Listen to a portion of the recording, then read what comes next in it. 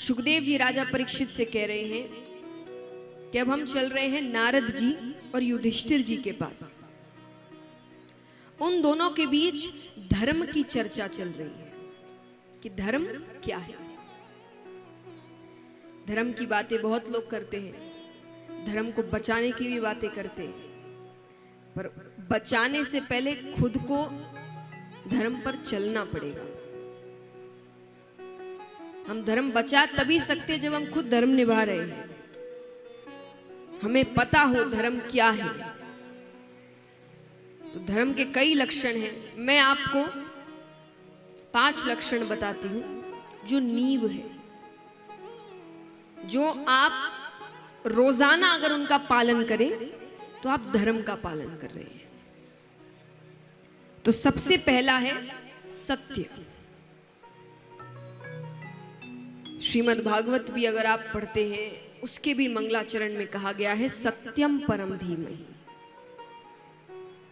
कृष्णम परम धीमहि नहीं लिखा, राम परम धीमहि नहीं लिखा, ब्रह्मा परम धीमहि नहीं लिखा, क्या लिखा?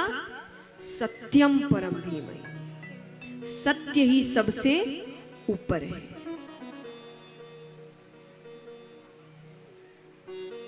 तो सत्य पहला लक्षण है। तो जितनी कोशिश कर सको सत्य की राह पर चलो।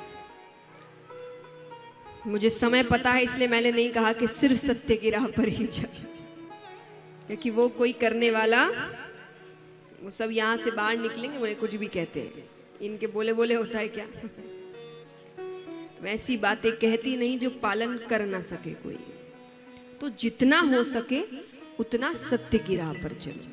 जहां झूठ की जरूरत नहीं वहां झूठ मत बोलिए। मैं एक साधारण सा उदाहरण देती हूं कि हम कितनी छोटी छोटी बातों पर भी झूठ का इस्तेमाल करते हैं। जहां झूठ की कोई जरूरत, मान लीजिए कि हमने किसी से मिलने का कोई समय तय किया है, वो व्यक्ति उस समय पर पहुंच गया, अब वो हमको फोन करे कहाँ हो, कहाँ पहुंचे, हमारा क्या जवाब होता है? 5 मिनट बस पहुंच गए, रास्ते में, अभी घर से भी नहीं निकले। यहां पे झूठ की जरूरत है? क्या होगा? वो थोड़ा चिल्लाएगा सामने वाला कि क्या तुम समय, सुन लेना, गलती तो हुई है। तो यहां झूठ की जरूरत थी नहीं। कोई पहाड़ नहीं टूट जाता कि अगर हम उसको बता देते कि नहीं भाई गलती हो गई, थोड़ा जरूरी काम था, ये था वो था, घर से बस निकल रहे हैं, पहुंच जाएंगे कुछ देर में। लेकिन हमारी आदत हो गई है हर चीज में झूठ बोल के बच जाओ कभी।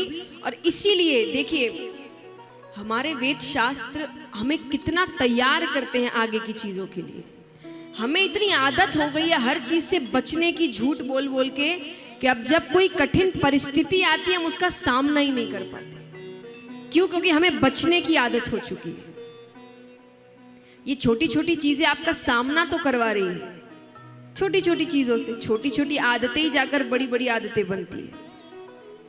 हम इतना बचने लग गए हर छोटी चीज में, झूठ बोल के बच के निकल गए, झूठ बोल के बच के, जिस दिन कठिन परिस्थिति आई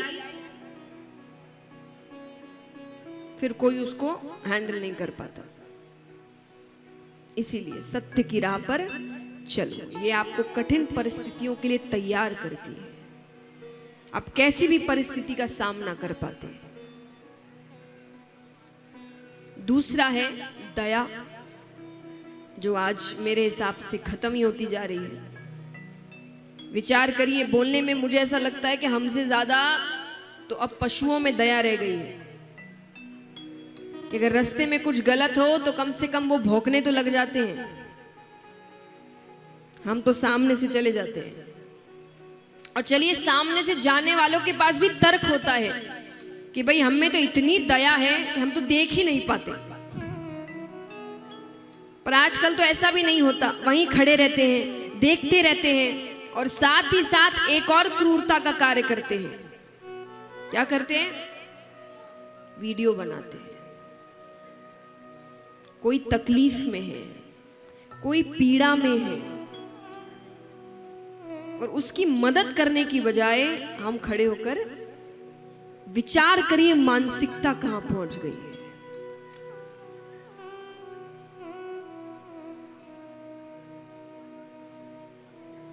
तो जब दया चली जाएगी इंसानियत खत्म हो जाएगी, और इंसानियत खत्म हो जाएगी तब हैवानियत ही रह जाएगी।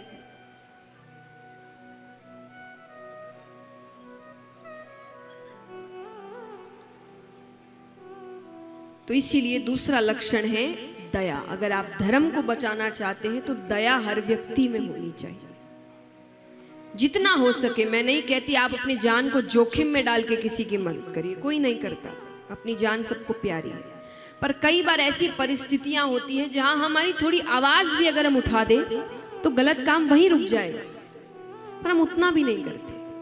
हमें क्या, हमें क्या, हमें क्या, और चीजें घूम कर आती है। याद रखना, जहां आज आप किसी के सामने से गुजर रहे हैं और उसकी आंखें मदद मांग रही है, और हम ये सोच के निकल रहे हैं हमें क्या, किसी दिन हमें भी जरूरत पड़ेगी, और हमारी आंखें मदद ढूंढ रही होगी कि कोई तो मेरी मदद कर दे, तब सामने से भी व्यक्ति निकलेंगे मन में सोचते हुए हमें क्या। तो जहां मदद कर सको वहां मदद करो, वहां पीछे मत हटो। ये दूसरा लक्षण है। तीसरा लक्षण है पवित्रता। चाहे वो पवित्रता खुद के लिए हो, विचारों के लिए हो, चरित्र के लिए हो, वातावरण के लिए हो, जितनी पवित्रता होती है उस घर में, उस जिंदगी में उतनी लक्ष्मी आती है। जितनी गंदगी होगी उतनी दरिद्रता आएगी। तो ये भी जरूरी है। तीसरा लक्षण पवित्रता। चौथा लक्षण तपश्चर्या। अब चलिए, शरीर इत्यादि घर वगैरह सब तो साफ सुथरा रख ही लेते हैं, लेकिन शरीर जितना साफ मन उतना ही काला, वाणी उतनी ही गंदी, विचार उतने ही खराब। तो अपनी वाणी, अपने विचारों को शुद्ध रखिए। मैं हमेशा एक बात कहती हूं, जो व्यक्ति दूसरों में बहुत कमियां निकालता है ना, या बहुत दूसरों को लेके नकारात्मक होता है, उसकी जिंदगी में नकारात्मकता की भरमार होती है। उसको खुद में भी कमियों के अलावा कुछ दिखता नहीं है। फिर तो ऐसे लोगों की बातों का बुरा मानने से अच्छा तो उन पे थोड़ी दया करें, उनके लिए प्रार्थना करें कि इनकी बुद्धि ठीक हो जाए, जिनका काम हर व्यक्ति में सिर्फ कमियां निकालना है। क्योंकि अगर कमियों की बात आती है तो एक बार हमारी नजर खुद पर आ जाए तो पूरी जिंदगी निकल जाएगी खुद की कमियां ठीक करने में। इतनी कमियां हैं हम में। पर व्यक्ति को लगता है इतना भारी काम कौन करे, तो चलो दूसरों की कमियां निकालते हैं।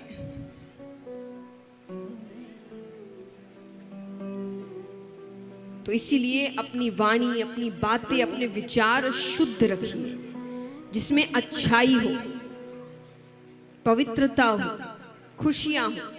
जितनी गलत बातें होंगी, नकारात्मक बातें होंगी, उतनी गंदगी, दरिद्रता हमारे जीवन में आएगी। और पांचवा लक्षण है तितिक्षा, यानी भगवान जो भी दे उसे फल समझ के ग्रहण करो। कई परिस्थितियां हमारे बस की नहीं होती, उस परिस्थिति में दुखी होने की बजाय उस शक्ति पर भरोसा रखकर आगे बढ़ो जो ये दुनिया चला रही है। हर चीज हमारे बस की नहीं होती। तो ये चीजें कई बार आपको कई ऐसी परिस्थितियों से उभार देगी जिनसे आपको लगता है आप उभर नहीं सकते, क्योंकि अभी तक आपको लग रहा है कि गलत कारणों से हुई है।